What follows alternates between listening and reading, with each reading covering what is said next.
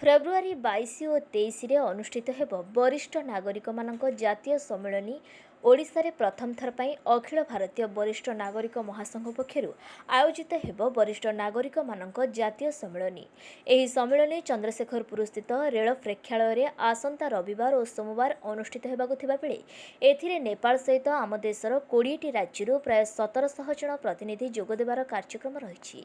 अखिल भारतीय वरिष्ठ नागरिक महासंघर एही 23तम जातीय सम्मेलन को भुवनेश्वर रे आयोजन करुछि ओडिशा वरिष्ठ नागरिक महासंघ।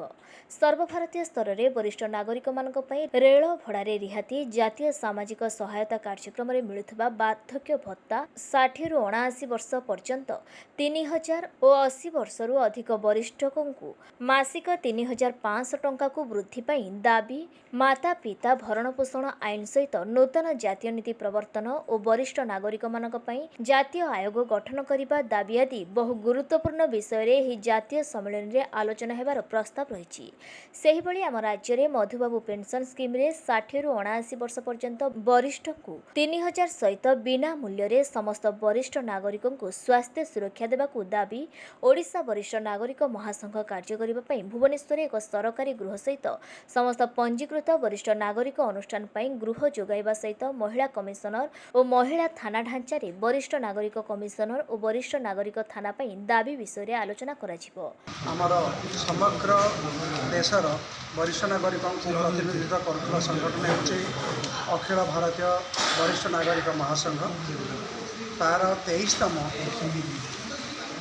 जातीय सम्मेलन अनुष्ठित होगाक जाऊँगी भुवनेश्वर में प्रथम थर ओडिशा रे एभली एक जातीय स्तरीय सम्मेलन अनुष्ठित होगा जाऊँगी 22-23 फेब्रुआरी 22-23 रेलवे ऑडिटोरियम रे अनुष्ठित हो। एथिरे विभिन्न राज्यर 1700 ऊर्ध्व डेलीगेट प्रतिनिधि जोग देउछंती। आमर पड़ोसी राष्ट्र नेपाल 15 जन एथिरे जोग देउछंती। आमर मुख्य उद्देश्य होची विभिन्न राज्य रे वरिष्ठ नागरिक जो समस्या उपजी ये जो सम्मेलन होची केवल विश्व भारत वर्षर वरिष्ठ नागरिक नुहे समग्र विश्वर वरिष्ठ नागरिक मानकर समस्या विषय आलोचना है। तेणु से दाबी नहीं आम जाऊँ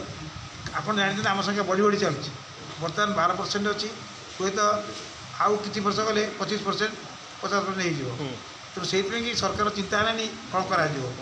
तेणु आमर जमी अच्छी महिला कमिशन सेमती एलर कमिशन गोटे चेष्टा कर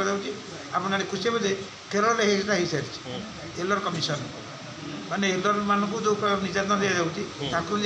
पुरुष कमिशन भी बहुत आगे चली आम एलरली कहूँ से पुरुष जी स्त्री जी बुझे तापर तो सरकार जो विभिन्न कार्यक्रम अच्छी से विषय में चर्चा करूँ पर्यालोचना करूँ सरकार को जनइबू ये आम रसद दिखते से प्रथम है स्वास्थ्य समस्या गोटे जानते जो मैं अति गरीब खाया पाऊना गाँ गले देखिए अधिकांश लोक 70% से मैंने केमी थैथान ने से रखा प्रथम आइडेंटिफिकेशन क्षमा करेंगे आम बारम्बार कह आइडेंटिफिकेशन कि करूना केते लोक अच्छा केते परसेंट लोक गाँ गले कहीं आणुना कहीं गोटे गाँ गले किसी ना मतलब बर्तमान प्रथम कर्तव्य है आम गाँ गले पठेबू आम जो संस्था मैंने अच्छा आम 300 अच्छा गाँ गले संस्था कहबू तुम ब्लॉक लेवल पंचायत लेवल संगठन कर सरकार में पहुँचाओ